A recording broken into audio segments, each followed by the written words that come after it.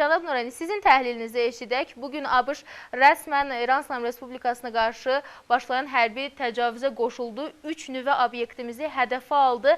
Siz gedişatı necə dəyərləndirirsiniz, düşünürsünüz? Növbəti günlərdə hansı hadisələr gözlənilir və sizdən təhlili alaq? Bəli, Rəhman və Rəhim Allahın adı ilə əvvəlcə onu bildirməliyəm ki, Amerika olsun və ya İsrail rejiminin bu cəhdləri İran xalqını tutduğu yoldan ayıra bilməyəcəkdir. Səbəblər tamamilə göz qabağındadır. İran xalqı bu hücumlardan sonra öz vəhdətini, öz birliyini daha da gücləndirmişdir və belə deyək, öz dövlətçiliyini dəstəkləməkdə davam edir. Ayın 13-də İsrail rejimi tərəfindən İrana qarşı geniş miqyaslı hava hücumları təşkil olundu. İranlı generallardan bir neçəsi şəhid edildi və həmçinin nüvə alimlərindən. Düşmən təsəvvür edirdi ki, 1-2 günə qədər İranın işini bitirəcəkdir. Ancaq bu tam əks nəticə verdi. Belə ki, bundan sonra İran İslam Respublikasının silahlı qüvvələri var gücü ilə hərəkətə keçdi. Şəhid olmuş komandirlərin yerini başqaları tutdu və bunun nəticəsində İran cavab zərbələri endirməyə başladı. Və yenə də əlbəttə ki, Amerika təsəvvür edirdi ki, İsrail rejimi onun silahları və hərbi texnikası hesabına İranın nüvə obyektlərini sıradan çıxara biləcəkdir. Ancaq bu mümkün olmadı. İsrail rejimi bunu bacarmadı.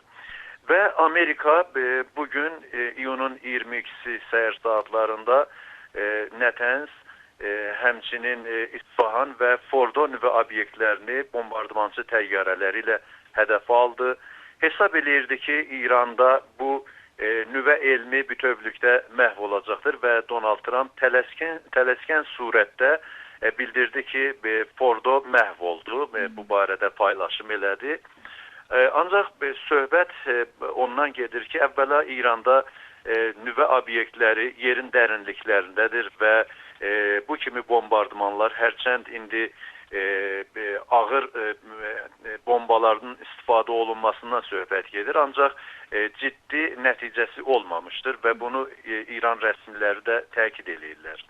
Yəni, Donald Trump niyə bu addımı attı? Ona görə ki, İsrail rejimi bu qeyri-legitim müharibəsində zəifləmiş durumda idi və ciddi zərbə alırdı İran İslam Respublikasının silahlı qüvvələrindən və o cümlədən də onun PUA və raket hücumlarından və nəticədə Amerikanın, yəni Netanyahu birbaşa Amerikanın, Donald Trump'ın ətəyindən yapışdı və yardım dilədi.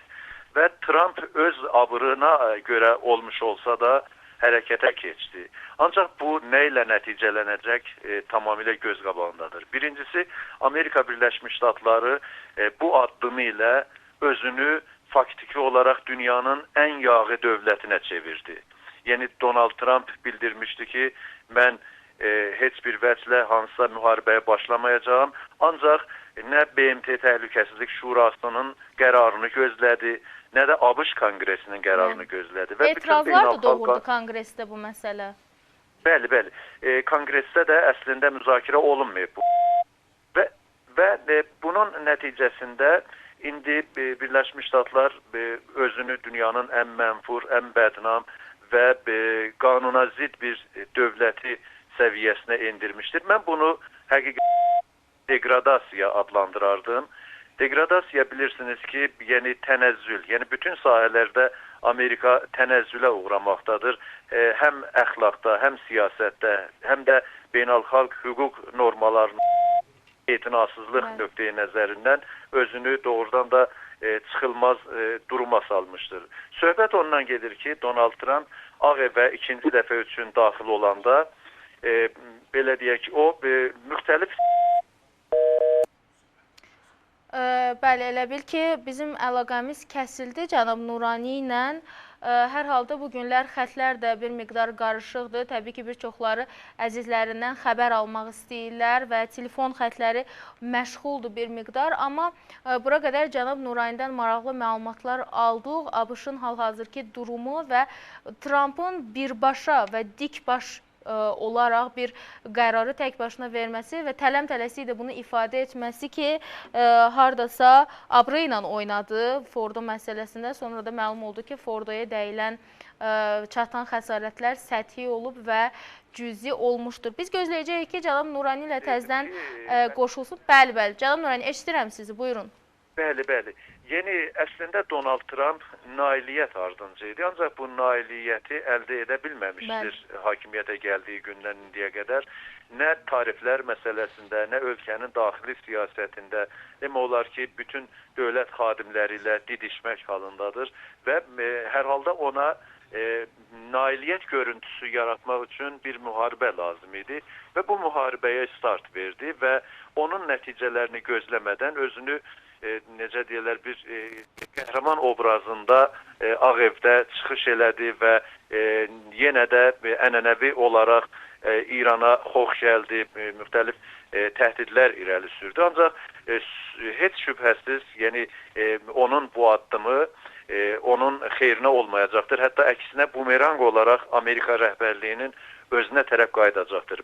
Belə ki, bundan sonra hesab edirəm ki, həm ABŞ Konqresindəki demokratlar, həm də ümumiyyətlə ölkə ictimaiyyəti Donald Trump'ın bu çirkin hərəkətini pisləyəcəklər. Və necə ki, hal-hazırda da bilirsiniz ki, həm Amerikanın özündə, həm də hətta Avropa ölkələrində Trump'ın bu qeyri-qanuni hərəkətlərinə qarşı biz etirazların şahidiyik. Eyni zamanda beynəlxalq aləmdə Amerika öz yağı dövlət olduğunu bir daha təsbit elədi. Yəni, daha doğrusu bu degradasiyanı bir qədər də təkmilləşdirdi.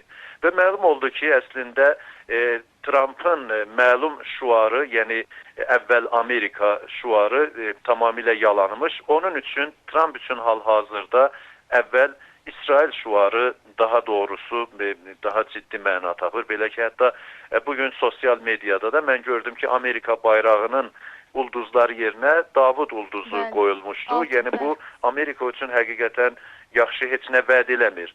Yəni Amerika kimi bir imperiya özünü cinayətkar bir dövlətin vassalına çevirmiş olmuşdur bu addımı ilə.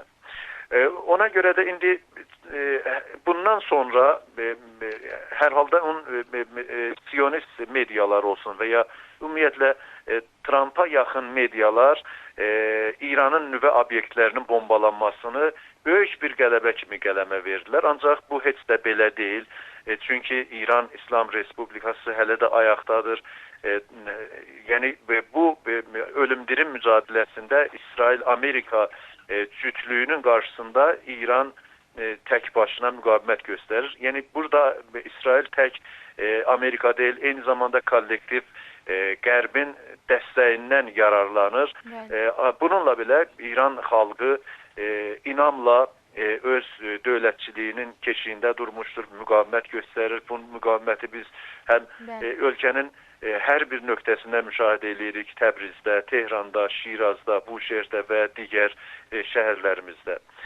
O ki qaldı İranın cavab zərbələri nədən ibarət olacaq? Bu hesab edirəm ki, hələ bu barədə hansısa nəticə çıxarmaq tezdir. Təbii ki, İranın bütün hallar üçün özünə məxsus ssenariləri var. Bunu unutmaq olmaz. İranın öz doktrinası var və əlbəttə İran dəfələrlə bəyan etmişdir ki, heç bir vəclə nüvə silahı əldə etməyə çalışmayacaq. Bunu bütün dünyaya sübut etmişdir. Baxmayaraq ki, bugün Rusiya prezidentinin köməkçisi və daha doğrusu Rusiya Dövlət Təhlükəsizlik Şurasının katibinin müavini Dmitri Medvedev bildirmişdir ki, bəzi ölkələr İrana nüvə silahı verməyə hazırdılar. Əlbəttə ki, İran dövləti bu səmtə getmək istəyir. İran başqa potensiallarından istifadə edərək Amerikanın bu cinayətkar və təcavüzkar hərəkətlər qarşısında duracaqdır. Cənab Nurani, üzr istəyirəm sözünüzə girdiyimə görə, bu bəzi ölkələrdən siz danışdınız ki, bunlar bizə nüvə silahı verməyə hazırdılar və təbii ki, ola bilsin ki, bizim də doktrinimizdə bir sıra dəyişikliklər olsun. Pakistan o ölkələrdən biri oldu ki, yəni həm bizim çox qardaş ölkəmizdir, qonşu ölkəmizdir, həm də Azərbaycan çox iddialı iddia edir ki, Pakistanla din bir, dil və mənsəb bir və eyni siyasət sərgiləyir.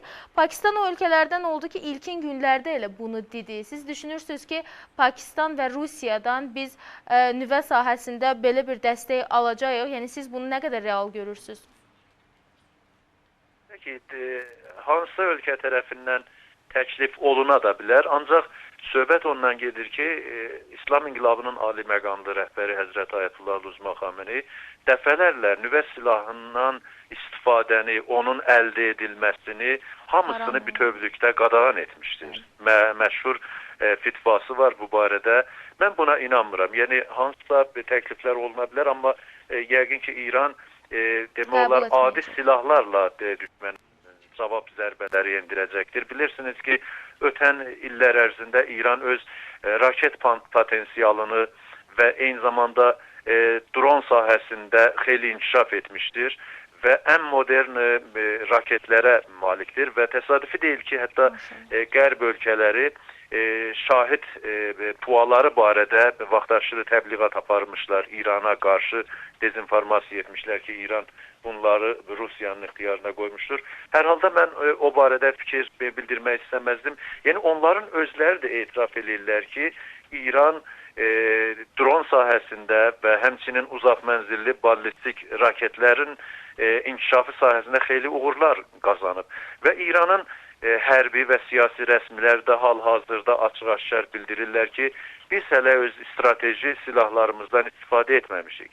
Strateji silahlar dedikdə şübhəsiz ki, raket və dronların yeni modelləridir və əgər düşmən İrana qarşı təcavüzünü davam etdirərsə, istisna deyil ki, İsrail rejiminin daha strateji obyektləri, o cümlədən də bu rejimdə, yəni işğal olunmuş Fələstin ərazilərində səpələnmiş 7 həssas mərkəz İranın dəqiq və nöqtə atışı silahları ilə hədəfə alına bilər. Onların arasında Dimona mərkəzi də onların arasındadır. Bilirsiniz ki, deyilənlərə görə Dimona mərkəzində Siyonist rejimin hardasa 200-300 nüvə başlığı mövcuddur.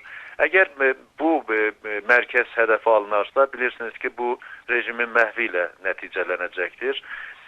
Eyni zamanda bir məsələni yeri gəlmişkən xatırladım ki, İranın sülhməramlı nüvə fəaliyyətlərinə bu qədər həssaslıqla yanaşan qərb dövlətləri əgər ədalət naminə şüarlar verirlərsə, niyə İsrail rejiminin hərbi nüvə potensialı barədə mövqe sərgiləmirlər? Bu ciddi sualdır. Bunu hətta Azərbaycan Respublikasında da bir çox politologlar bunu dilə gətirirlər və əlbəttə ki, indi onu da mən xatırladım ki, Azərbaycan ictimaiyyətində İrana böyük dəstək var, necə ki, Türkiyədə var.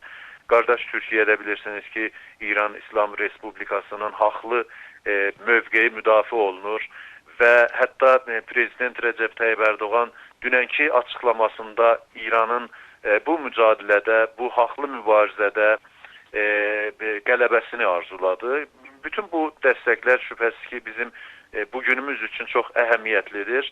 Amma hər halda, yəni hər kəs təsəvvür edirsə ki, İsrail rejimi qələbəyə yaxındır, hesab edirəm ki, yanılır. Çünki İran öz silah potensialından heç 30%-dən də istifadə etməmişdir və ona görə də hələlik hansısa nəticə çıxarmaq absurddur və ölkənin siyasi və hərbi rəhbərliyi qeyd elədiyim kimi bütün hallar üçün müvafiq senaryolar və adekvat addımlar atmaqdadır.